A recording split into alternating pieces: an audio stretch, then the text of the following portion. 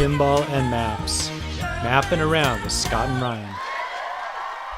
Okay, well, welcome back, Ryan. Another episode. Hey, Scott. Episode 9. Episode 9. No one thought we'd make it to 9. Yeah, we had all these people there were like, you'd never make it past 6. And here we are. Yeah.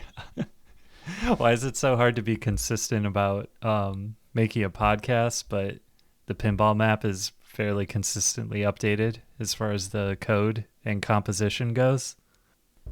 I don't know. It's a rhetorical question, I guess. Yeah, then I won't answer it.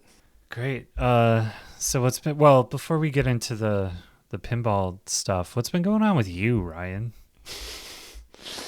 I've been trying to get back into jogging a little more. Ran for 4 miles today. Mm-hmm. What kind of running shoes are you putting on out there? Oh, you know what? I don't even remember the brand. They're blue. They're kind of a little bit flatter.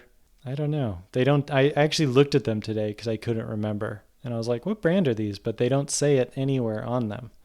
So I don't know. Well, that'll be for episode 10. I'll follow up. Okay, yeah. I would like to follow up on that. I feel like it's pretty important. Yeah, I did a lot of research, but it's some brand that I don't totally. It's not Nike, and it's not Reebok, and it's not New Balance, and it's not Hoka. It's not those ones. People just wear those Hoka ones even when they're not running.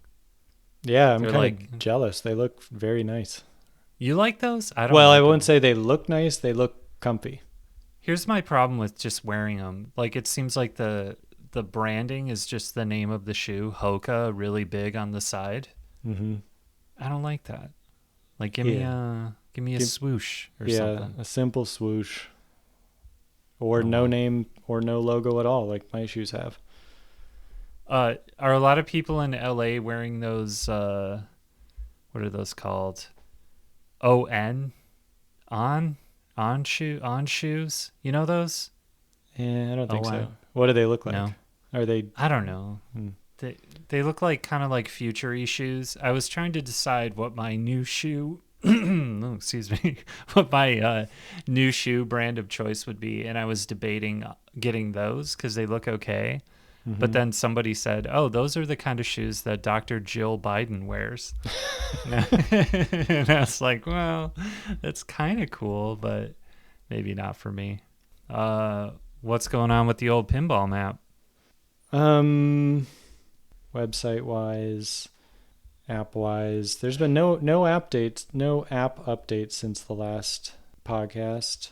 Website wise, the big one is we eclipsed 10,000 locations on Pinball Map. 10,000. Yep. In the year 10,000. And, that's like 15 years of growth right there. 10,000 is kind of a staggering number to me. It's just... That's a lot. Yeah, it's a huge amount. I think one thing that's interesting is I estimate we add like 50 to 60 new locations a week, but then we remove about 20 to 30 a week. So it's, we go forward and then back every week. And this is still primarily North America, right? Like, I know there's some European stuff, some Australian stuff, which is awesome, but far from comprehensive, right? Yeah, but definitely centered around North America. We're in something like 62 different countries, but a lot of those countries just have a couple locations. Most everything is in the U.S. and Canada, but we get a ton of growth lately in Europe, in France, and Austria, and other countries around there. Like, every day I wake up and there's a couple submissions from those countries. So they're becoming more aware of it, and they're submitting a lot more. So it's building up there. What about South America, man? Think about how big South America is. There's got to be pinball machines down there. I mean, sorry, I don't mean to be a downer. 10,000 locations is amazing, but we got to get the whole world. Yeah, I mean it's spreading though. We had one from Buenos Aires last week. Clark Flipper E Arcades. Clark Clarck. So in a cool arcade with like 8 machines or something like that. Okay. And another place, Social Club Arcade. Someone from Buenos Aires, yeah, they added 6 locations in one day. So, you kind of get spurts like that, like an operator or somebody like that discovers the site, submits all their places. So even in yonder South America, it's building. You know who's from Buenos Aires, right? Who is? Do you know who is? Oh, I don't know who's from there. Johnny tell me. Rico. Johnny Rico. Huh. Yeah. All right. Just forget it. All right. Now I know that, I guess. I'll store that away in my pocket. And Yeah, Johnny Rico. There's the Starship Troopers pinball machine. This is relevant. All right. Anyway, let's move on. Okay, moving on. Thanks, everybody, for submitting all your locations. Okay, moving on. One thing we forgot to mention last podcast episode was just a small note that we were, maybe some people know the site Hacker News on the Y Combinator website. And anyway, someone posted, I don't know who, they posted a link to Pinball Map on there, which means that we get a lot of attention when that happens. And that's not something I look forward to. I don't know if you like being on Hacker News, but getting attention just means like people critiquing things and people flooding the site until it goes down or something like that. Like, who cares? It's not that fun. But luckily Hacker News also is like it's just a message board, and people have a tendency just to divert from the main topic immediately and start talking about tangential things. And that's essentially what happened there. And so barely anyone was talking about the site itself. People were just talking about pinball, which is, I think, better in my opinion. The thing that I always get excited about when it pops up on Hacker News is the like secondary tweets or whatever's that come out of it. That's always exciting. Like David Reese. You know David Reese? Get Your War On? Quants. Yeah. He did Quants, right? I think he did that. He mentioned it on his podcast. Oh, yeah. And I think he mentioned it there because he had seen it recently on Hacker News. I don't know. I think that stuff's cool. Yeah, you're right. That is cool. All of a sudden it gets a lot of people's attention and it kind of blossoms from there. Yeah. All right. One thing I want to mention about that is we pay for some hosting type stuff with, such as the tiles, the map tiles that we show on the site. And you get a limit for free, 50,000 views or whatever they count as a view, 50,000 unique loads per user per day. Or I'm not saying that right, but one load is one user per day using the site, and they give you a free tier of 50,000. What happens is that we just go way over that in this case. And we had, I think, $120 surprise bill in February, which I got down to zero by asking them politely if they could make it zero. And they did, which was really nice of them.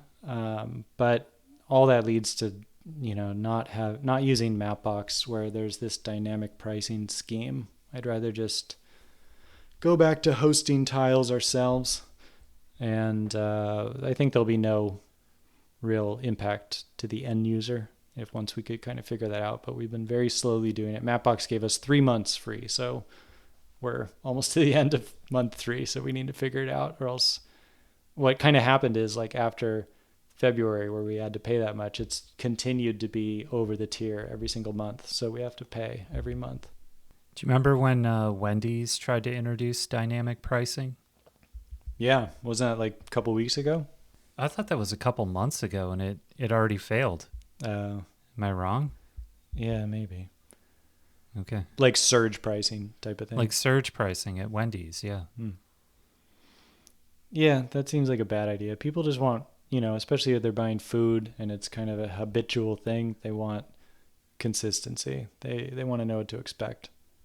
Did you say it was per user per day? That's how it works? Yeah, yeah. Mm-hmm. They That's count. like what? Cookies? How are they even tracking that? Yeah, I think I don't even. No, I don't think it's. It might be a special type of cookie. They basically say though, if you have it open in a tab, and you load the site, and you do whatever you want on the site after that, for the entire day, that counts as one load. If you then open it in a new tab, that would be a new load.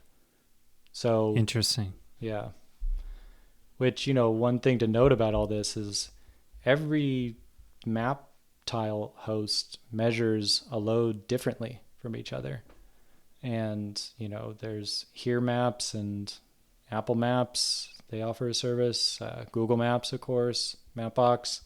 And they try to compare them with each other so you can get an idea of what your costs would be if you move to another one. But they all measure loads differently. So it becomes very challenging to actually accurately measure prices. And it opens up the possibility for them to just be like, say, look, we're cheaper because we offer 100,000 loads and they offer 50,000. But the loads are different. Man, you know a lot about this stuff.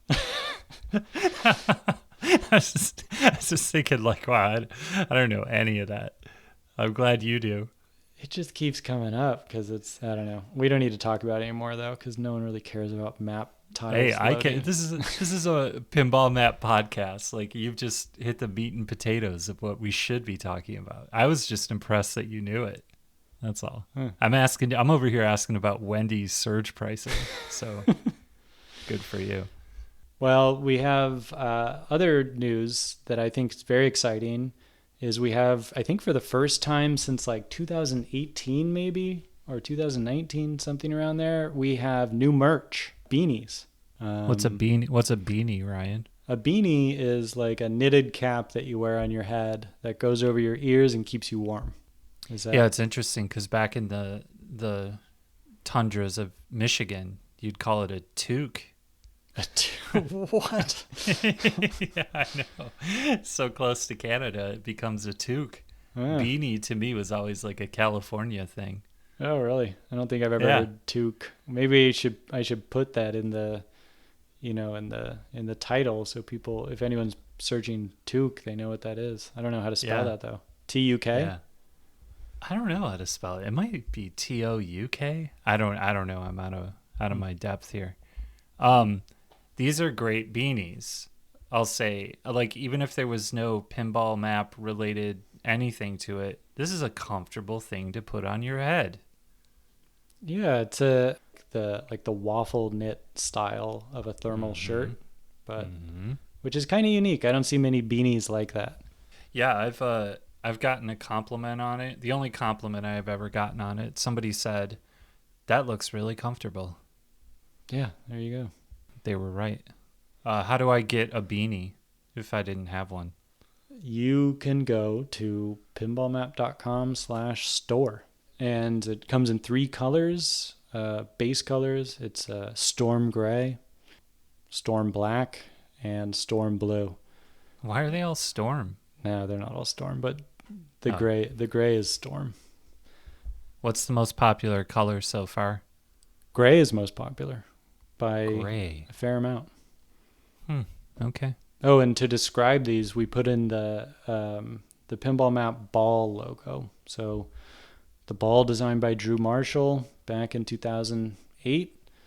That's on all our stickers and on the shirts and stuff and all over the site. It's just a little pink knitted ball logo. Knitted in the USA, knitted in Irvine, Orange County, California. Great. It's exciting. Yeah, and also we give a discount to our Patreon supporters too. I made a little discount code so they can get some for a discount.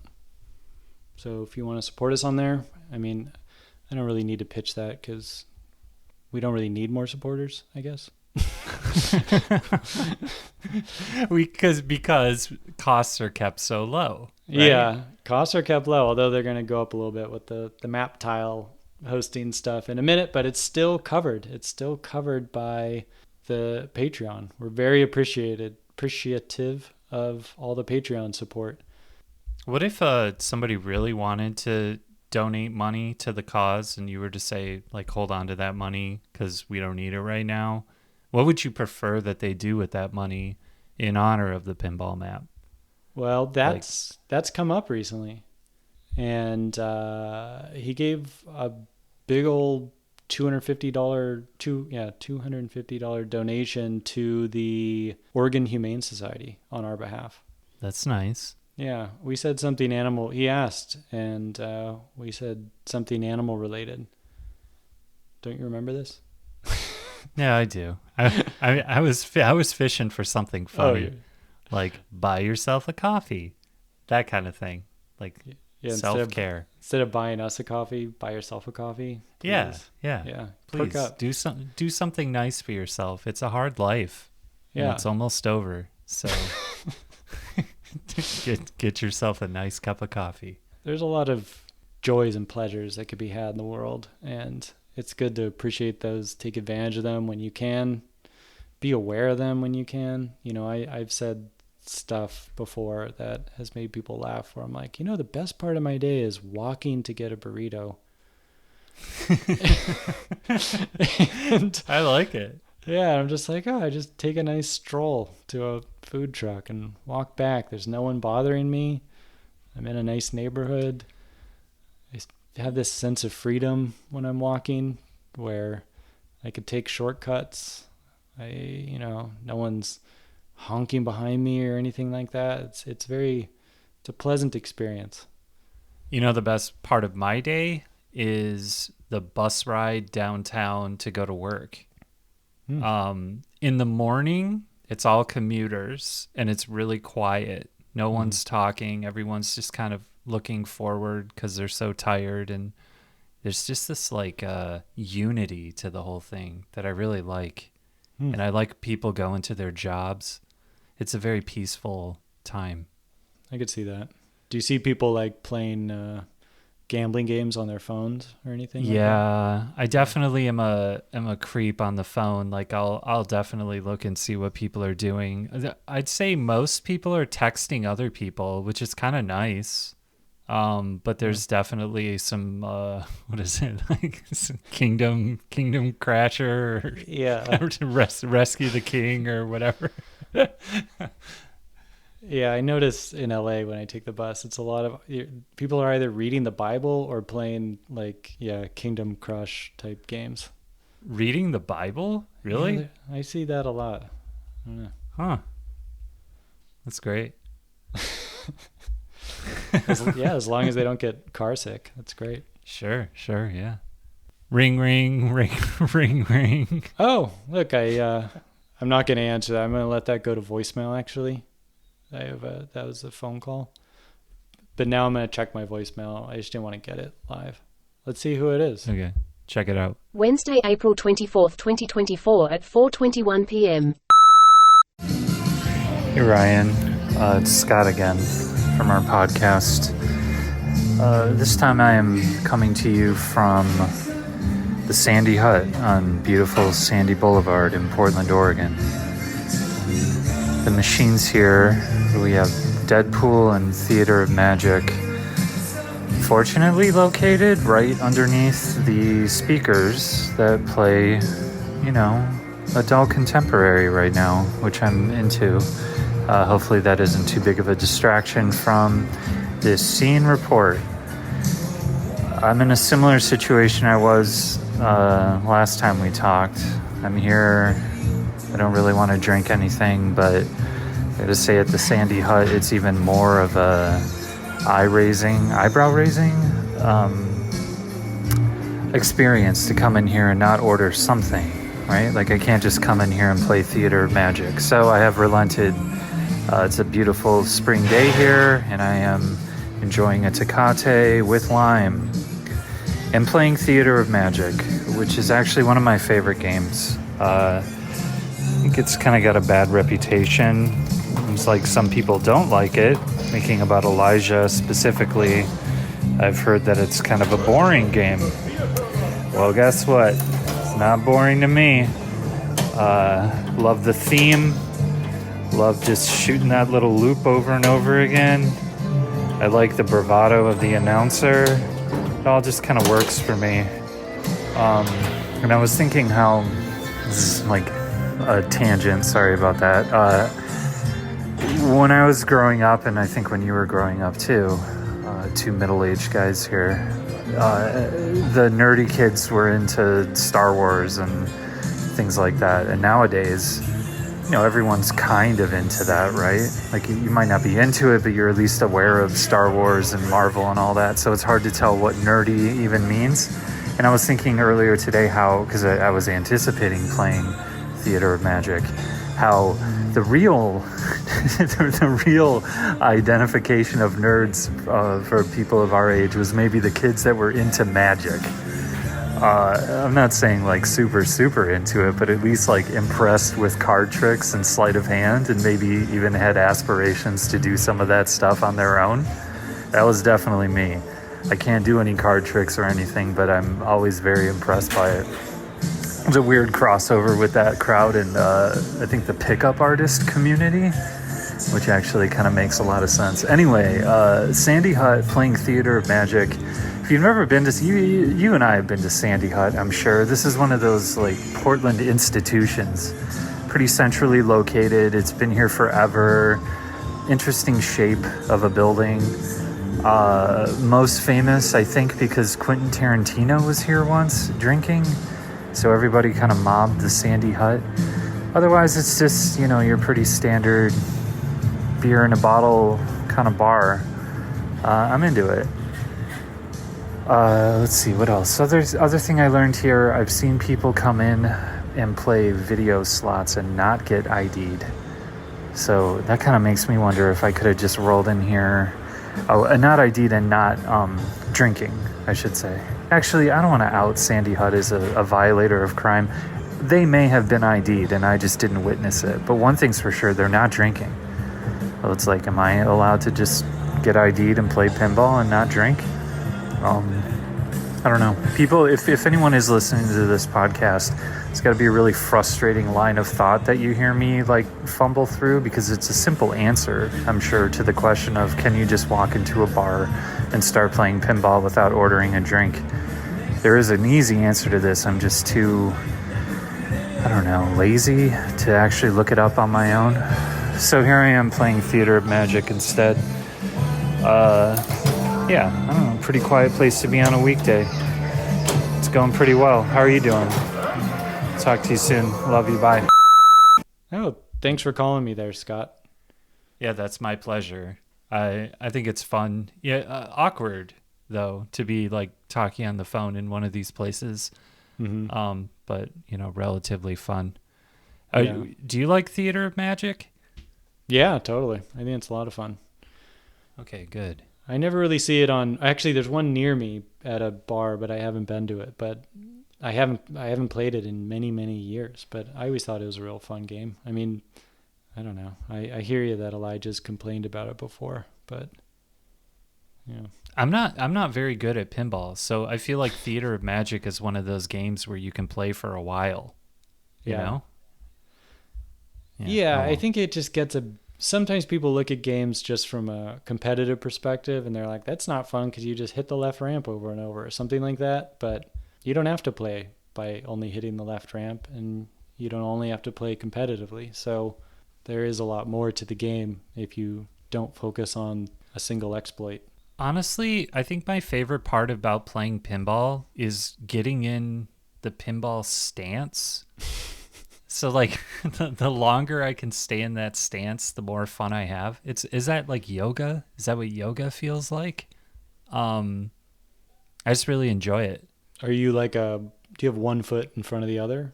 Yeah, I definitely I have a very deep stance, which is not cool. I get it. Like I take up a lot of space. And I have one foot up And I'm a kicker, not a like violent kicker, but I will move the leg if I need to, and also move it side to side with my arms. But I'm off balance kind of when I'm doing that. Anyway, I don't. I just like the position. That's all.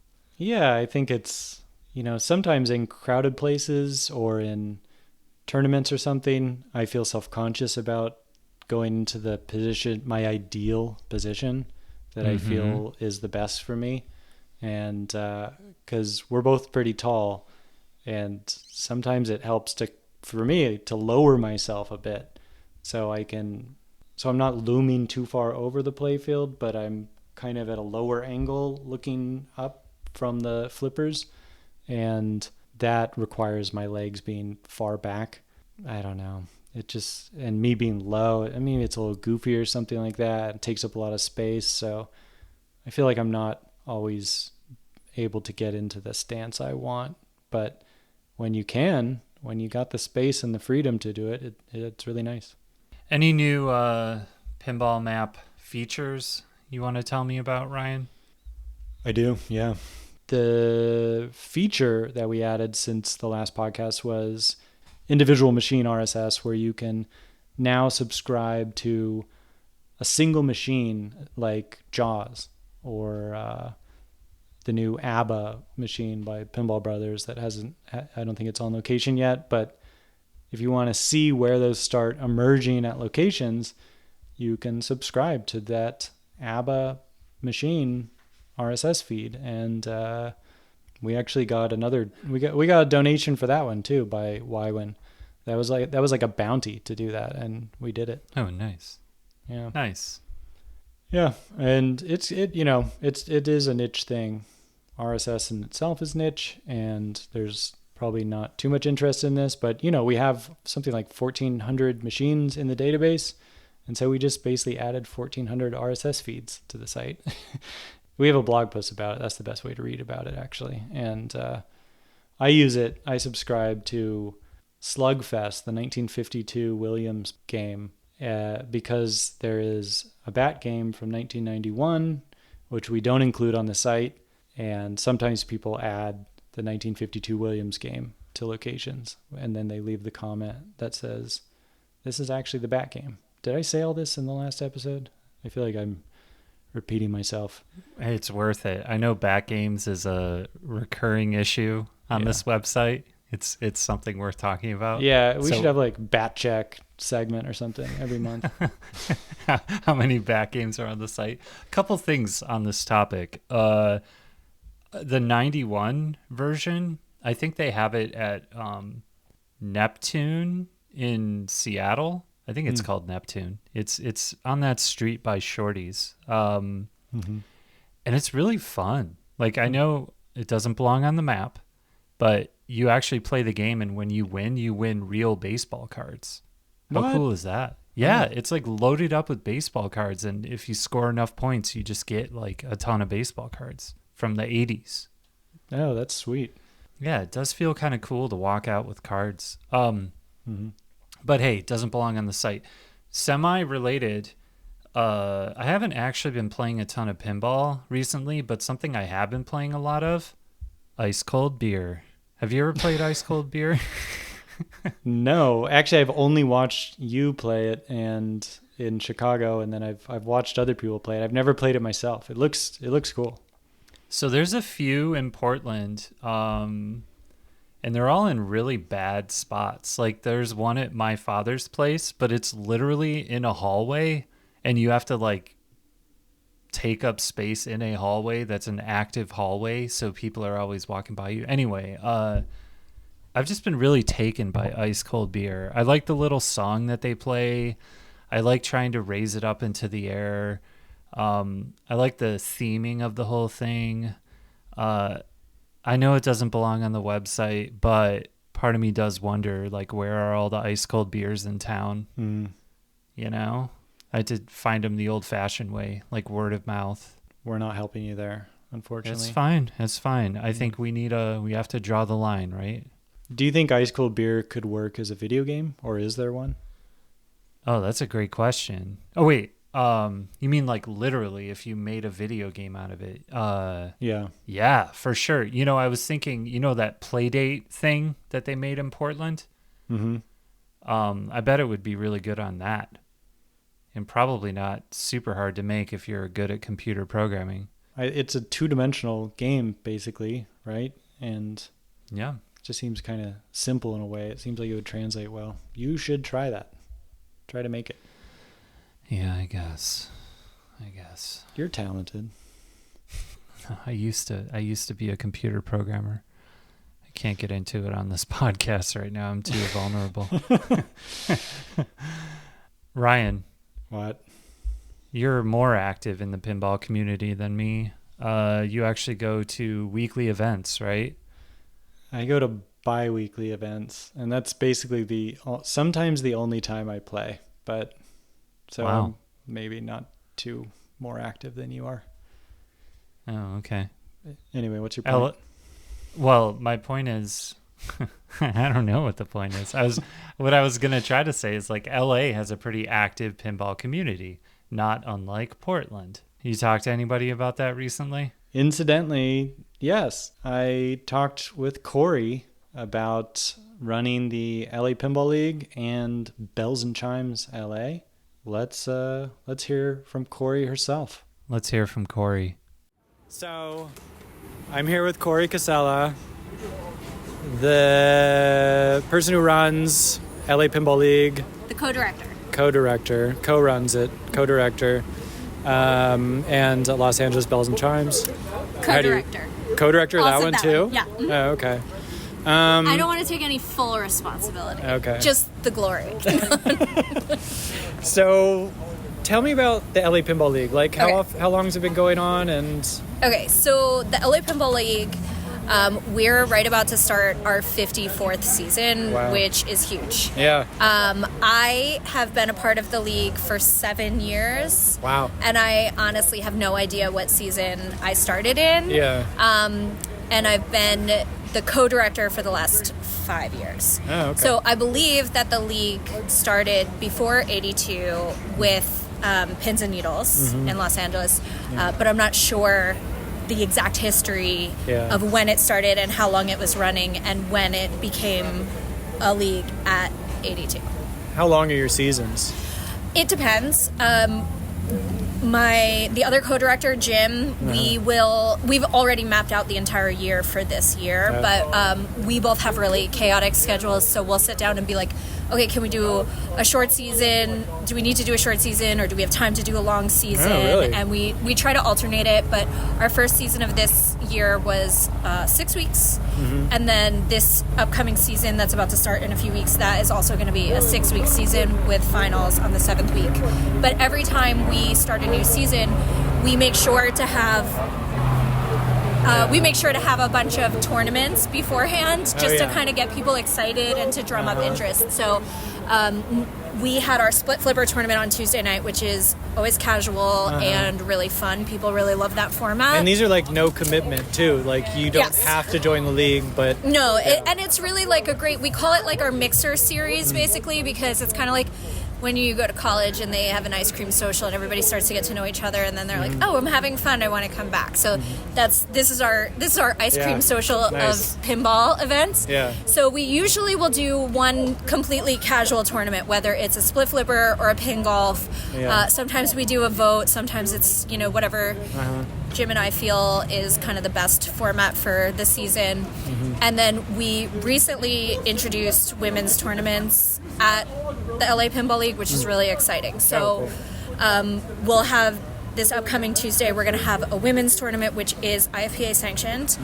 And then it's a collaboration with the Los Angeles Bells and Chimes. So it's kind of really a great way for us to get double exposure. And also, Los Angeles is so big, like geography-wise, that we have a lot of women that want to play but can't commit to one location or can commit to one and not the other. So this is a good way for us to kind of, our hope and goal is to travel around the city and get as many women interested at as many venues as we can. What's your criteria for a venue that you would run it at?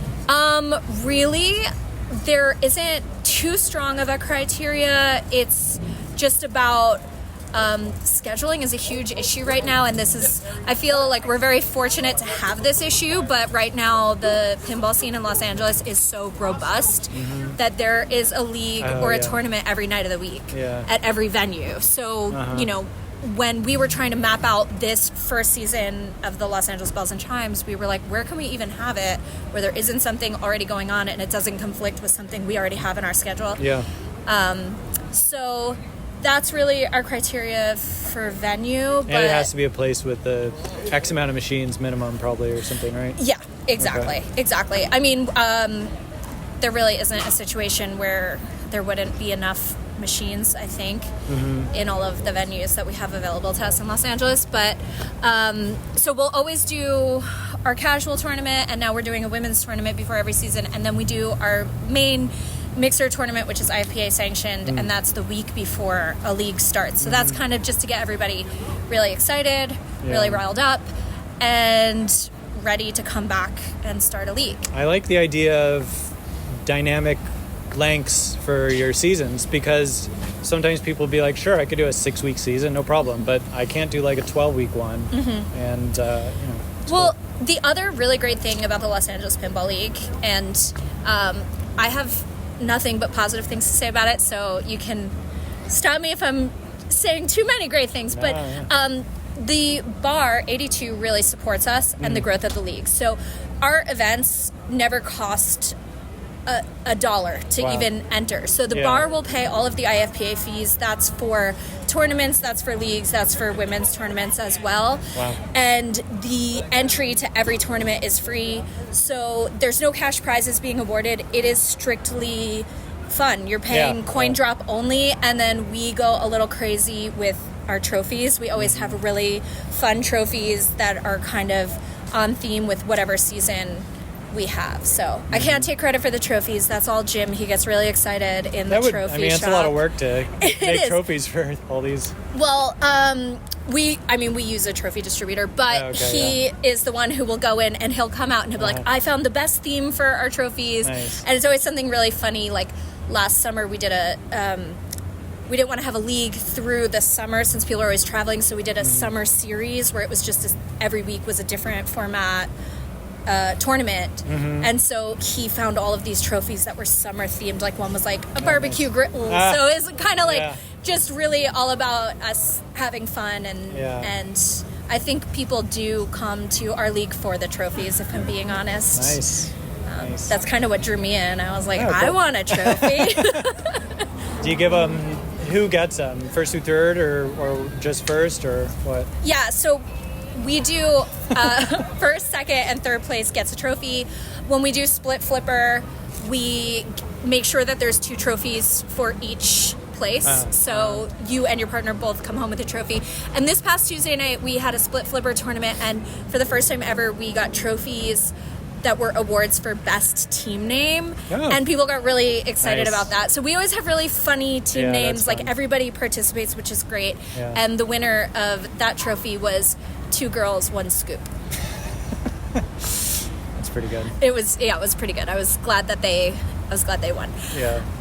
Who voted on those? It was everybody that showed up as a participant got to do like a round of applause vote situation, like a clap-o-meter, whatever. Nice. And so that was, I think, the clear winner. Although we had some really great team names. There was one couple that were Fellowship of the Pin, and the team that came in second place was Pinky and the Drain. I don't know how many drains. So everybody gets really into it, and it's a really fun time, and it's just like a really great way to get people excited about what all of the events are coming up. Yeah. What about Danny B? Does he support you there? Danny B is the best. I mean, Danny is one of my favorite people in Los Angeles. I could talk about Danny B all day long, but he's incredible, and he supports the league. We started doing a really fun thing before every league night where we do the Danny B surf report. So he'll come up and we give him the megaphone, and he will let us know, like, oh, the drop targets on skateball aren't working, or if this might not work, but you can still play it. And that's our surf report every week. And so funny. It's really fun. And everybody loves Danny B. So. Have you ever seen Back to the Beach? That movie? Is that with Annette Funicello? Yeah. And, Big Kahuna? Is that one? Okay, they have a really good surf report guy there Okay. that has like multiple cameras in front of him that are all showing the beaches in Malibu. And I don't know. I'll need to revisit it. It's been a while, but that's our Danny B, I guess. So tell me a little bit about the new Bells and Chimes. Okay, so the new Bells and Chimes, we're really excited. There's never been a Bells and Chimes in Los Angeles before. Yeah. And really, up until very recently, we haven't had women's tournaments in Los Angeles before. So it was kind of one of those situations where I wanted it and then started working on it. I ran it by the bar. Are you cool if we do some women's tournaments? Yeah. And they were totally supported it. And now it just kind of feels great that there's just so much more exposure for women in this sport, hobby, whatever you want to call it. I think it's a sport. But, when I first started playing pinball, which was like 7 years ago, I'd never played before. And I found 82 kind of by chance with a friend of mine. And she really wanted to compete and wasn't sure. So she really wanted to compete but didn't want to do it alone. And I'm one of those people who will do anything. I'm like a yes girl. So I said, I'll do it with you. And I'd never played pinball before. And that's how we found the LA Pinball League at 82. And at the time, there were barely any women playing. It was us, and it was, Cece and a handful of other women. And in the last, I want to say 5 years, I've just seen so many more women, girls, non-binary, everybody coming into this hobby, and it's really great. It's really inspiring, and I think if we're not promoting it, then it's not going to grow, because it's really easy for someone to feel discouraged when they're surrounded by people that aren't necessarily like them. Especially, we have such a rich community of excellent pinball players. So it's been my goal and my partner Jim's goal to constantly, get excited about new players and encourage them to keep coming, keep showing up. And it's just really great to see that we have so many more women now. And even this league is just so much more than when I started playing. So in not only Bells and Chimes but LA Pinball League, there's a big range to, some people are brand new, some people are totally seasoned, and it you make it fun for all of them, basically, right? I mean, we try. 82 is, I think, a really fun place to play, especially on a Tuesday night. It's more of a bar than a venue, where some of these other places are more of a pinball venue than a bar. So there's something for everybody, really. But when I found the LA Pinball League, it was about showing up, having fun, making friends, and was very casual. And that was something I was looking for. Everybody was having drinks. Everybody was friends with each other. And it kind of built this community, for me at least, where I didn't really know anybody when I moved to Los Angeles, and I attribute most of the friends I've made to finding this hobby. And no money involved, that kind of changes the dynamic. Back then also there was no IFPA points at the beginning too. That kind of perhaps changes the dynamic. Yeah, I mean, definitely. I know that when we made the decision to go IFPA sanctioned, we kind of went back and forth about it a lot, because it always has been a very casual league, but I really do think that we still have those casual vibes. Like, if you come on a Tuesday night, everybody's having a good time. And our league has grown so much.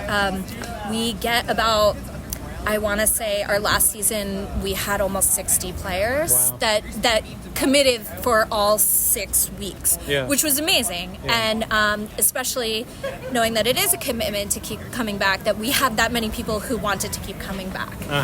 And I forgot to mention when we were talking about the trophies, that we do have trophies for our B division as well. So we really do get all skill levels, and I always joke that it's kind of a starter league in that sense, where people are showing up because they're drinking and having fun, and then as they get better, they're determined to make it into A division and come home with a trophy, and it's kind of exciting to watch that. Yeah, it gives you something to work toward, and if it's an encouraging environment, people will get better. I mean, everyone gets better when they compete and are getting tips from others and watching others. We focus sometimes on tech stuff on this podcast. Okay. How do you communicate with members? In what software or platform do you use? Oh, okay. So for us, the LA Pinball League is really, we're on Instagram. That's kind of the way we communicate with people. I know that there is a very large group chat that I am not a part of. Oh, interesting. Okay. I've had many people ask, can I add you to this group chat? And my answer is no.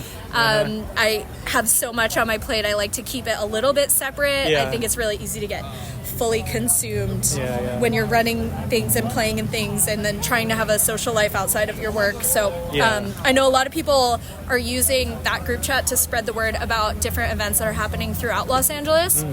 And then we communicate everything with our league through Instagram stories, Instagram posts.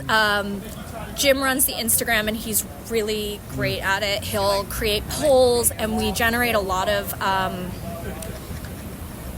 participation. I guess that's not the word I'm looking for, but you know what I mean. So that's one way, and then I will cross-post things on Facebook for the people that still use Facebook. That's pretty much the only thing I use Facebook for. But the thing about the LA Pinball League is it's been running every Tuesday for so many years that if people don't know whether or not something's going on, they just show up on a Tuesday. And we always encourage people we don't know the schedule yet, but keep coming on Tuesdays. and they do. And the bar is really great too. Every time Jim and I have the schedule for the next season, we share it with the bar.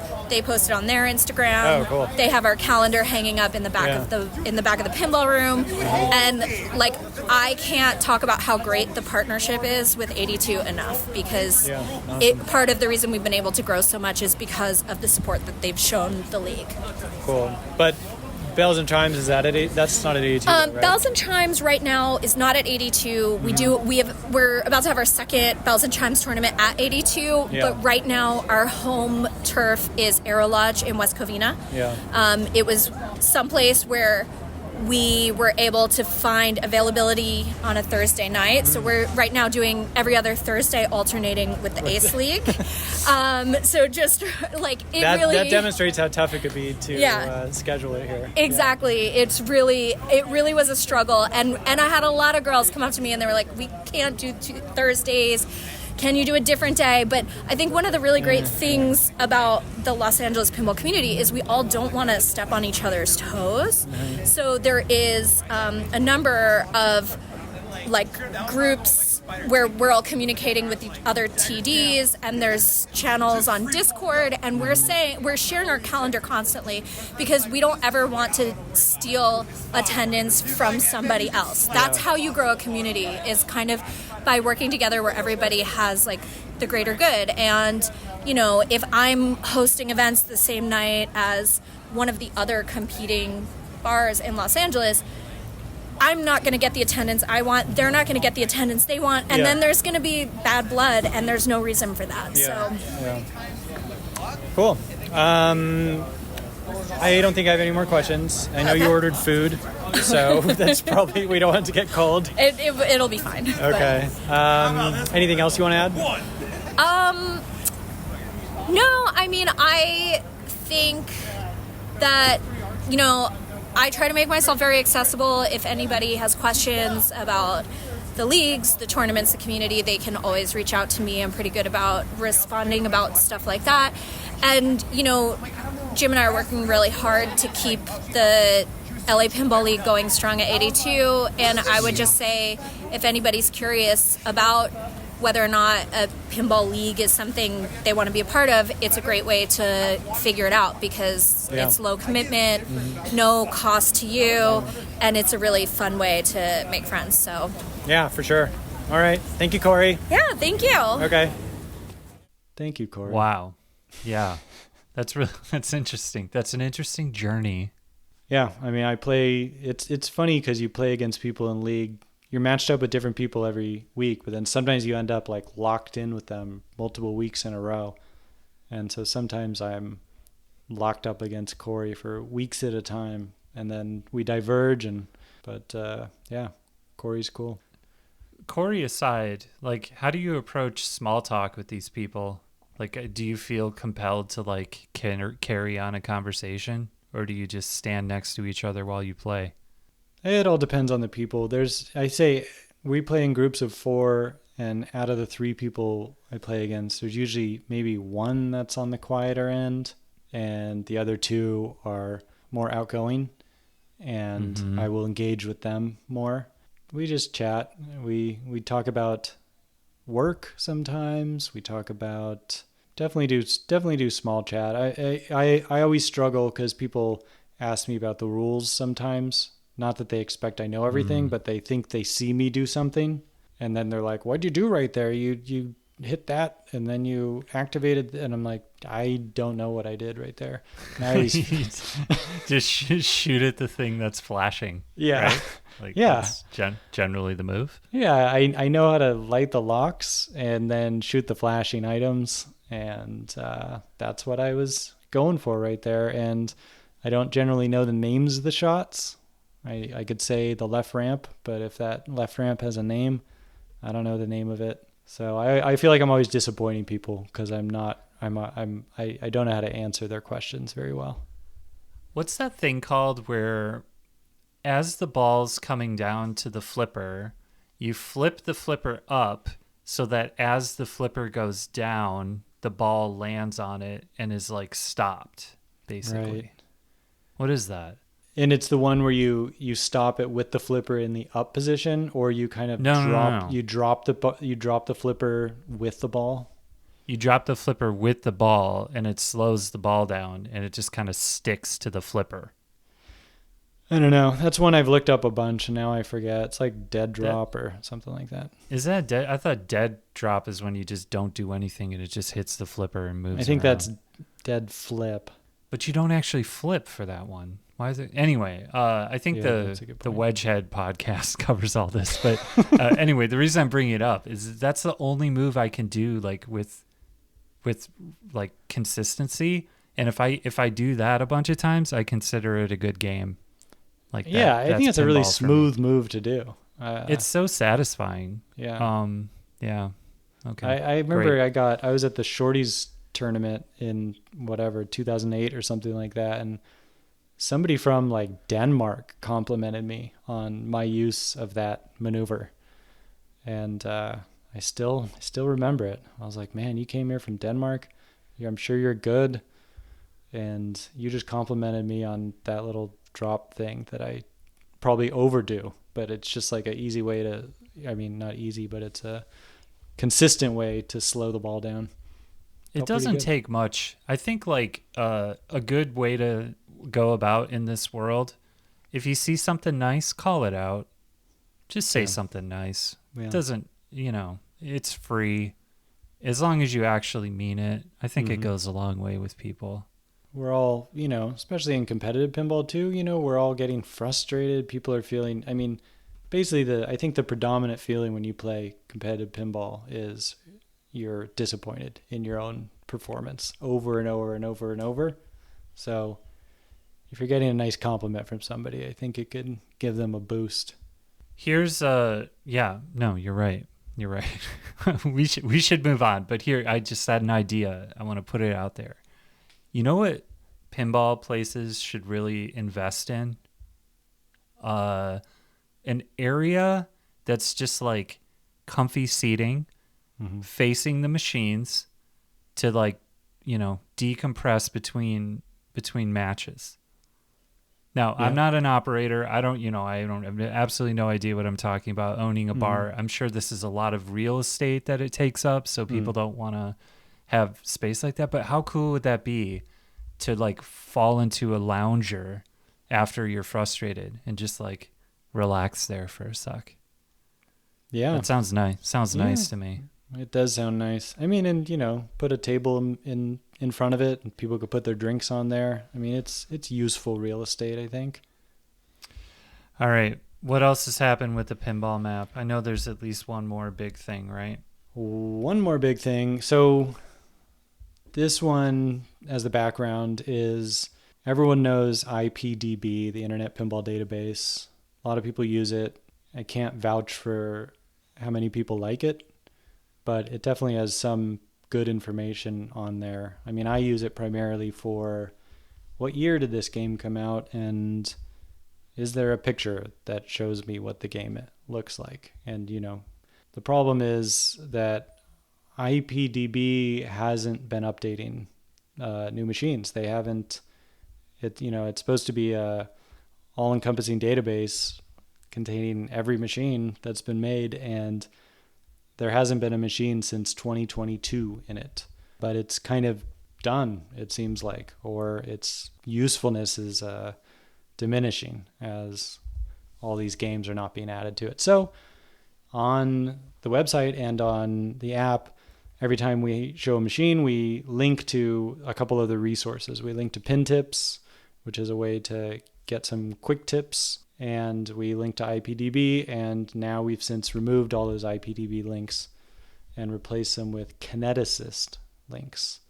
Colin at Kineticist has put a lot of work into the machine pages, and I don't know, I think they're pretty great. They link to IPDB, they link to Pinside, they have, you could network out from there to the other resources that are out there that are good, but it contains all the base information you need to know, who designed it, when it was made, other tidbits about that, as well as links to gameplay videos and tutorials and other things like that. So it's there. Each one is a really nice resource, and there's over 1,000 on there, so it ends up being a more useful link to than IPDB, which in addition to being incomplete, just there's not always that much like directly useful information on IPDB on like how to play a machine and things like that. So I think we replaced them all with Kineticist links.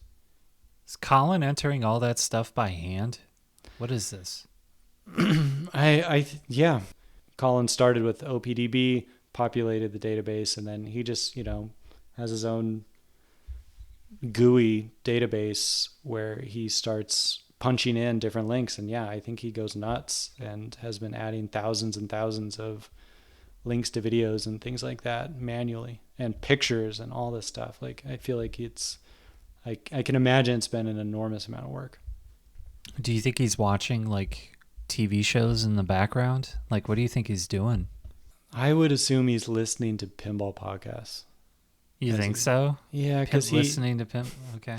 I mean, because he runs the This Week in Pinball and is always listening for rumors and things like that and news. And I think the only way to stay on top of that is to listen to a lot of podcasts, is my guess. All right. I don't know, Colin, if you're listening to this, what are you doing when you're updating your database? Yeah, come on, Colin. It's not pinball podcast, is it? It's like old episodes of Little House on the Prairie. It's Fuller House. Give me something. We'll see who's right. Ring, ring. Oh, hang on a second. That's my ringtone. Oh, geez. It's a call from you. Ooh. Yikes. Yeah. Wait, how is this happening? You're calling me and I'm talking to you? Too late. It's gone to voicemail. Yeah. Hang on just one sec. Let me check this. What is it? 411? No. *4? Let's see. Okay. Yep. There we go. It's calling in.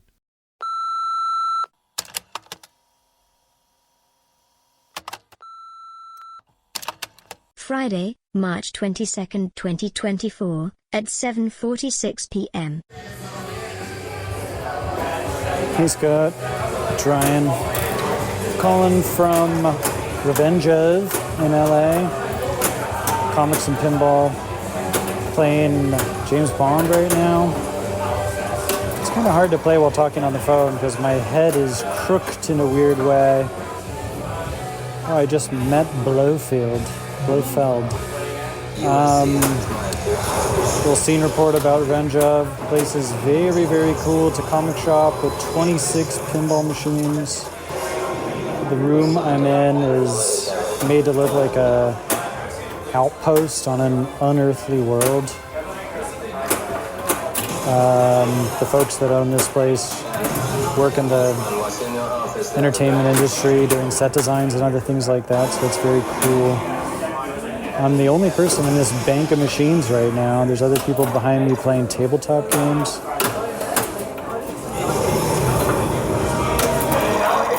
I want to play the Pulp Fiction, which I just got.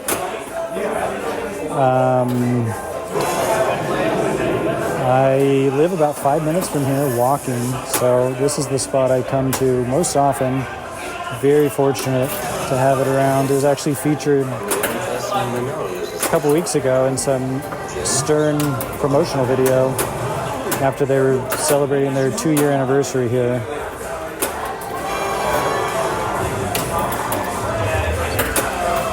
Whenever you visit, we should come here. I don't really know much about comics, but they seem to have a ton of them here. And they also have really good cookies. So that's about it. I like to stop in here, play a few games. I picked up a lotto ticket, and then on the way back I decided to hop in here for a few games on a Friday night. Talk to you later. Bye-bye. Wow. So you're out there recording too, huh? Yeah, I got to do the scene reports. I feel like we need to be in the field, reporting in on what we're seeing out there in the world. Speaking of which, if anyone listening to this would like to send us their own scene report, I mean, I'd love to hear it. Yeah. I don't know. There's 10,000 plus locations out there. So what place do you like? What place do you like? What machines are there? Like, how does it feel to be in the place? Like, really give us a sense of space, you know? Yeah. Like, space and your own feelings within that space. Yeah. What are you worried about when you're there? What are you happy about when you're there? What are some of the struggles you have? Do you feel present there when you're playing, or the moment you walk in, do you think, I got a half an hour and I got $3 in quarters, and you're already sort of out the door, mentally? Yeah. Mm-hmm. Let us know. Also, what should be like a time limit? 4 minutes or something like that? I'm not interested in putting a time limit on any of this. Honestly, if you'd got something to say, I mean, there's no guarantee it'll all end up on the podcast, but that's true. I will personally listen to it. I'd say here's how to approach this. You've got a voice memo app on your phone. Just turn that on. Mm-hmm. Just record a voice memo and then share it with us via email. Easy. Yeah, admin@pinballmap.com.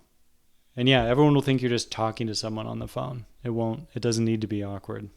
Yeah, and if you're nervous about it, just laugh every once in a while, like pretending somebody on the other end said something hilarious or comforting. Mm-hmm. Okay. Ryan, we should wrap this up, but any words of wisdom before we go? Like anything people should be meditating on for the next month or however long it'll take to get to episode 10? No, I don't have any wisdom. What about you? Ooh. Wisdom. No, I don't think so. I mean, we're starting to get into the warmer months, which naturally brings everybody back outside, right? Yeah. I've found that it's kind of nice to just sit somewhere and just stare into the distance a little bit sometimes. Ooh. Maybe do that. Mm-hmm. Yeah. Just like I was sitting on my porch the other day, and people were just walking by, and I thought to myself, "There's a whole world out there." And did you then get up and just march out there? No, I think I went to the movies after. like I went inside a dark room and watched a movie. Okay, Ryan. Nice to talk to you again. Maybe I'll see you again in a month. You too. Let me know if you're coming down to visit anytime. I'm always here. Okay. Sounds good. All right. See you later. Bye. Bye.